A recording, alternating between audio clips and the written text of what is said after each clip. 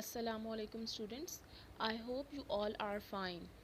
Students, in today's lecture we will study chapter number 7, comprehension of passage. What is comprehension? Comprehension कहते हैं ability to understand what you listen or what you read. जो आपने सुना है या जो आपने पढ़ा है उसको समझने की ability. Passage क्या होता है? Passage is just a section of a text. It can be as long as you want.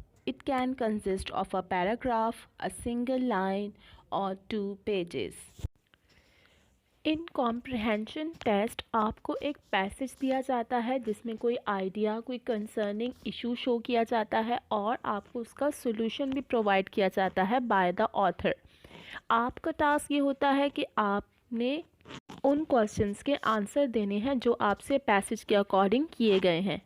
अब किसी भी पैराग्राफ के क्वेश्चंस के आंसर करने के लिए you have to remember some points. सबसे पहले you should read a paragraph carefully, then underline some important lines, then try to translate a complex line in an easy one.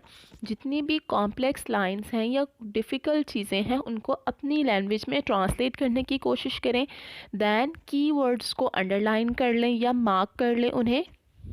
अब अगर कोई डिफ़िकल्ट वर्ड्स हैं या कोई अनफेमिलियर वर्ड्स हैं जिन्हें आपने पहले नहीं पढ़ा, उसको समझने के लिए आप पूरी लाइन को थॉरली रीड करें ताकि आपको उस वर्ड के मीनिंग इजीली उस लाइन के अकॉर्डिंग समझ आ सकें। Then determine the main idea कि उस पैराग्राफ में मेन किस बारे में बात की जा रही है।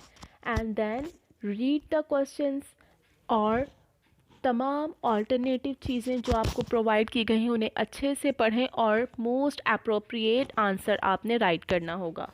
Students, as you know, we have already done page number 79 and 80 in classes. Now we will do page number 81, exercise 7.3. Some ants are social insects. It means that they live in societies, cooperate with one another, and do only the work assigned to them. कुछ ends social insects होती हैं, means वो society में रहती हैं, cooperate और help each other and just वो काम करती हैं जो उन्हें असाइन किया जाता है। Assign means to give someone a particular job. They go out in search of food in an orderly fashion, marching in lines and columns like soldiers. वो बाहर जाती हैं to find food in orderly fashion means systematic manner या arrange organized way में एक straight line या column में चलते हुए बिल्कुल soldiers की तरह। Different groups of social ants have different jobs to do. They manage their affairs through division of labor. Ends के डिफरेंट ग्रुप्स की डिफरेंट ड्यूटीज़ होती हैं। वो अपने तमाम अफेयर्स मींस मामलात को मैनेज करती हैं through division of labour means different काम डिफरेंट एंड्स को दे दिए जाते हैं या वो काम को डिवाइड कर लेती हैं।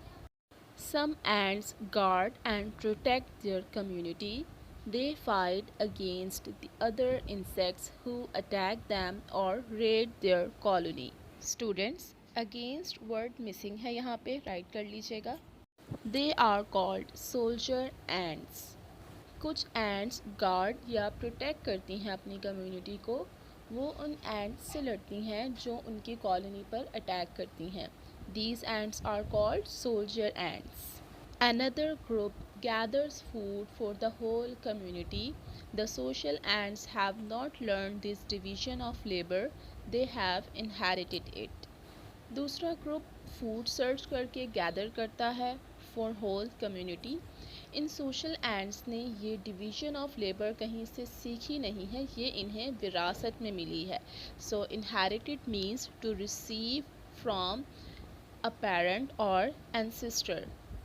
सो we have read the paragraph and also translated it. Unfamiliar words के मीनिंग्स मैं आपको बता चुकी हूँ and now you can see that I have marked the important or keywords. Now we will write the answers of the given questions in the next part.